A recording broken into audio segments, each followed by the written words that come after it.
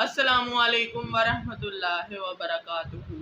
تو آج کی جو ویڈیو ہے اس میں آپ کو غزوہ احد کے واقعات سناؤں گا۔ تو چلیے شروع کرتے ہیں۔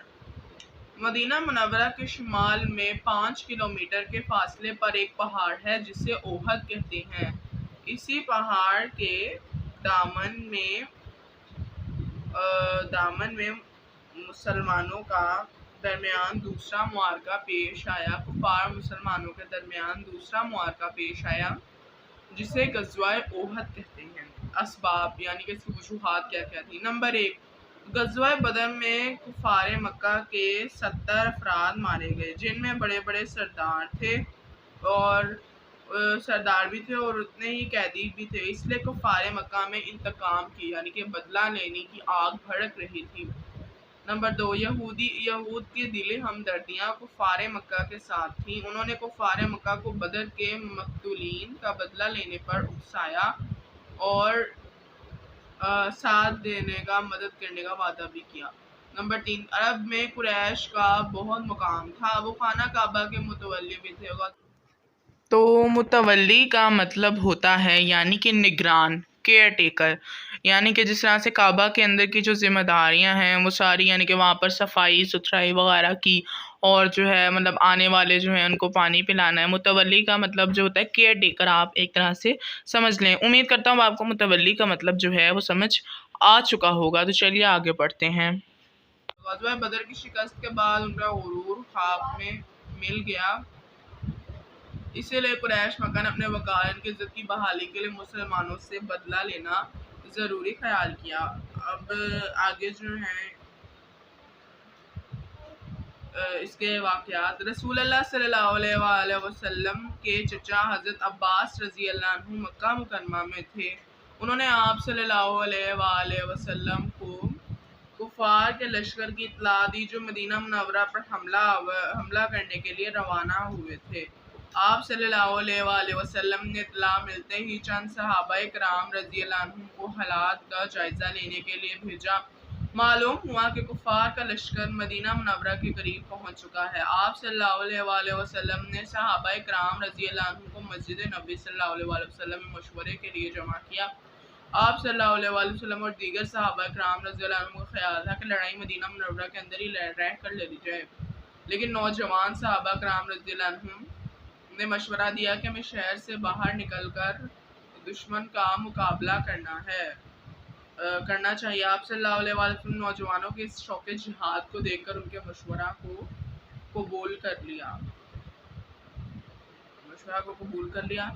کفار مکہ نے 1 سال کی تیاری کے بعد 3000 جنگجوؤں پر مشتمل ایک بھاری لشکر ترتیب دیا۔ کفار کے لشکر کے پاس 3000 اونٹ اور 200 گھوڑے تھے۔ اس کی قیادت ابو سفیان کر رہا تھا۔ اس لشکر نے 6 شوال 3 ہجری کو احد پہاڑ کے قریب پڑاؤ ڈالا، ان کے وہاں پر وہ جو ہیں رکے۔ اور اس کے بعد رسول اللہ صلی اللہ علیہ وآلہ وسلم نے بھی لشکر کی اطلاع ملتے ہی 1000 افراد پر مشتمل لشکر تیار کیا اور پھر اس کے بعد جو کہ 6 شوال 3 ہجری کو نماز عصر کے بعد احد کی طرف روانہ ہوا۔ منافقوں کا سردار عبداللہ بن ابی غداری کرتے ہوئے اپنے 300 ساتھیوں سمیت لشکر اسلام سے الگ ہو گیا۔ اسی طرح مسلمانوں کی تعداد 700 رہ گئی۔ مسلمانوں اور کفار مکہ کا لشکر 7 شوال 3 ہجری کو آمنے سامنے ہوا۔ احد پہاڑ میں ایک درہ تھا جو اسلامی لشکر کی پشت پر تھا اور جہاں سے دشمن کے حملے کا خطرہ تھا۔ رسول اللہ صلی اللہ علیہ وآلہ وسلم نے حضرت عبداللہ بن جبیر رضی اللہ عنہ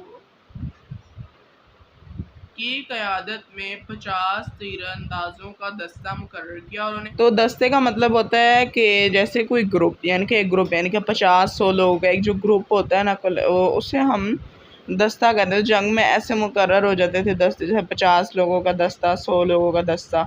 امید کرتا ہوں کہ آپ کو اس لفظ دستہ کا مطلب سمجھ میں آ گیا ہوگا۔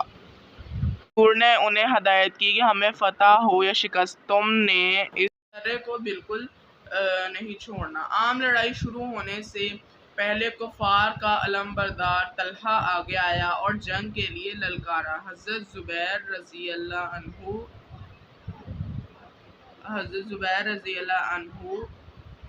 آگے بڑھے اور اسے ہلاک کر دیا۔ پھر اس کا بھائی آگے بڑھا تو حضرت حمزہ رضی اللہ عنہ نے اس کا کام تمام کر دیا۔ اسی طرح کفار باری باری جھنڈا اٹھا کر آتے اور مارے جاتے۔ اس کے بعد عام لڑائی شروع ہو گئی۔ مسلمانوں کی طرف سے حضرت علی، حضرت حمزہ اور حضرت ابو دجانہ اور حضرت زبیر رضی اللہ عنہم نے خوب بہادری کے جوہر دکھائے۔ صحابہ کرام رضی اللہ عنہم کے مسلسل حملوں کے بعد دشمن کے لشکر میں کھلبلی مچ گئی اور وہ بدحواس ہو کر بھاگنے لگے۔ مسلمان مال غنیمت سمیٹنے میں مصروف ہو گئے۔ جب کفار کا لشکر میدان سے بھاگ رہا تھا تو دڑے پر موجود تیر انداز یہ سمجھے کہ مسلمانوں کو فتح ہو گئی ہے۔ انہوں نے حضرت عبداللہ بن جبیر رضی اللہ عنہ کے منع کرنے کے باوجود مال غنیمت سمیٹنے کے لیے درے کو چھوڑ دیا۔ درے پر سے 10 تیر انداز باقی رہ گئے۔ اسی دوران حضرت خالد بن ولید رضی اللہ عنہ جب تک مسلمان نہیں ہوئے تھے تو انہیں جو تھا حضرت محمد صلی اللہ علیہ وآلہ وسلم نے سیف اللہ کا لقب دیا، جس کا مطلب ہے اللہ کی تلوار۔ وہ بہت ہی زیادہ شجاعت اور بہادری رکھنے والے تھے اور وہ ابھی مسلمان نہیں ہوئے تھے، انہوں نے اپنی کفار کی طرف تھے، اور ایسا ہو نہیں سکتا کہ جس جنگ میں جب حضرت خالد بن ولید شامل ہو اور انہیں فتح نہ ہو، کہ وہ بہت بہادر صحابی تھے اور پہلے تو وہ مسلمان نہیں ہوئے تھے۔ اس کے بعد انہوں نے کئی جنگوں میں حصہ لیا، مگر وہ ساری زندگی انہوں نے میدان جنگ میں گزاری، مگر وہ فوت اپنے بستر پر رہی ہوئے۔ اس لیے انہوں نے کہا کہ میں اپنی ساری زندگی جو ہے وہ میدان جنگ میں گزار دی، مگر میرے قسمت میں یہ لکھا ہے کہ میں موت کا استقبال اپنے بستر پر کروں۔ تو پھر جب انہوں نے حملہ کر دیا تو حضرت عبداللہ بن جبیر رضی اللہ عنہ اپنے ساتھیوں سمیت ان کا مقابلہ کرتے ہوئے شہید ہو گئے۔ حضرت حمزہ رضی اللہ عنہ بہادری کے ساتھ لڑ رہے تھے کہ اسی دوران وحشی نامی ایک غلام نے آپ رضی اللہ عنہ پر چھپ کر حملہ کیا۔ اس اچانک حملے سے حضرت حمزہ رضی اللہ عنہ شہید ہو گئے۔